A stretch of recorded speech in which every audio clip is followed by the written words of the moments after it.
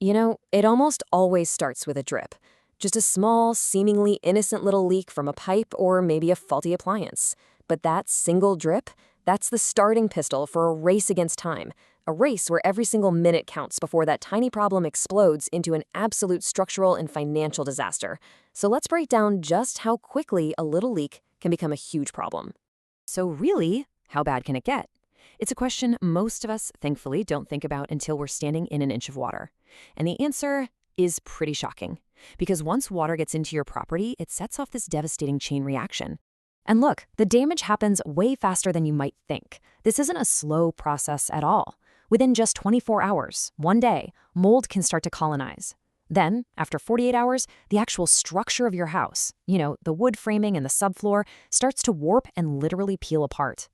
And after just 1 week, you are looking at potentially serious structural failure. That clock is ticking, and it is ticking loudly. But why? Why is it so destructive?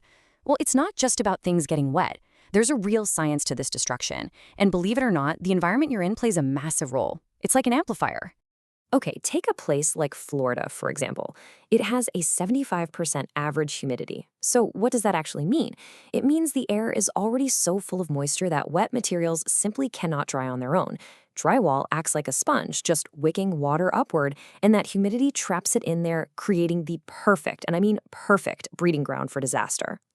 Now, to make all this even more complex, not all water is created equal. Professionals in the field, the folks certified by the IICRC, that's the Institute of Inspection, Cleaning, and Restoration Certification, they categorize water by its contamination level. And this is absolutely crucial because it dictates the health risks and the entire cleanup strategy. Let's just look at this breakdown real quick. First up, you've got Category 1. That's clean water from something like a burst supply line. The risk is relatively low.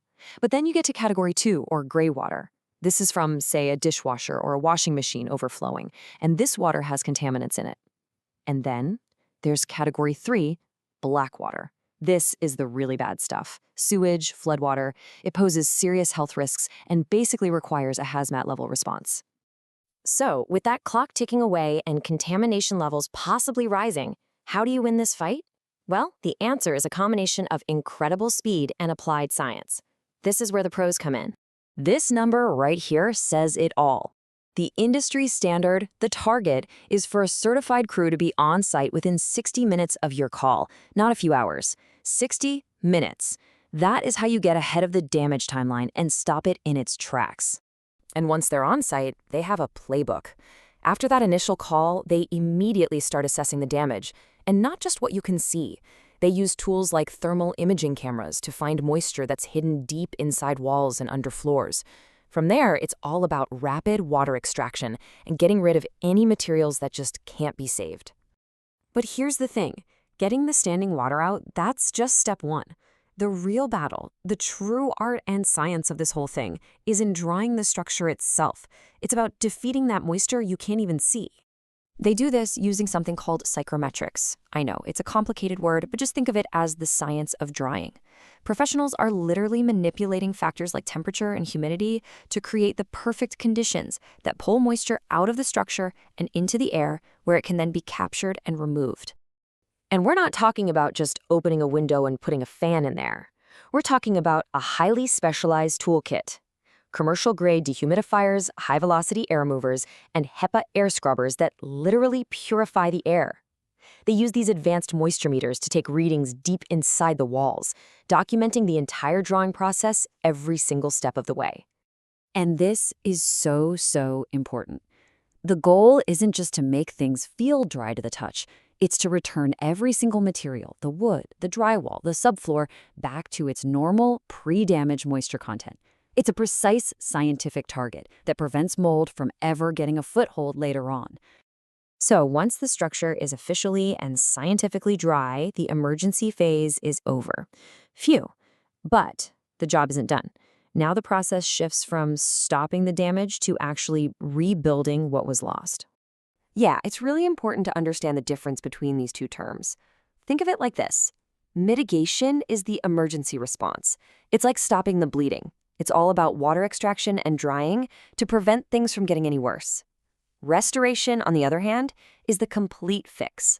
That's the reconstruction, replacing drywall, installing new floors, and making it look like the damage never even happened. And honestly, the best-case scenario is having one team handle both. The ideal situation is exactly this: one company, one contract, one point of accountability. It just simplifies everything, especially when you're dealing with insurance, and it ensures the whole process is seamless, from that frantic first phone call all the way to the final walkthrough. And through this entire complicated process, standards matter a lot. Professional technicians aren't just out there winging it. They are certified by the IICRC, and they follow what's called the S500 standard, which is a super detailed, science-backed protocol for exactly how to handle water damage safely and effectively. That certification is basically your guarantee that the job is being done right. So when you look at the speed, the science, and the systematic response that's required, it becomes really clear that water damage isn't just a simple cleanup job. It's a complex emergency. And that kind of leaves us with one final thought. For most property owners, it's not a matter of if you'll face a water issue, but when. And the real question is, are you ready for it?